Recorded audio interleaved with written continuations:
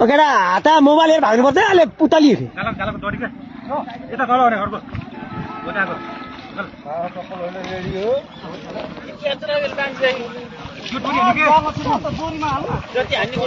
एकजना दुईजना पाँचजना लाग्दाखेरि है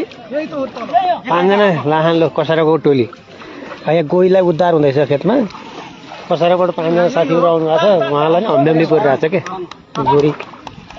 गोहीलाई चाहिँ उद्धार गरेर अब खेतबाट रापत तिरेर छोड्ने होला कसाराको टोलीहरू उहाँहरू पाँचजना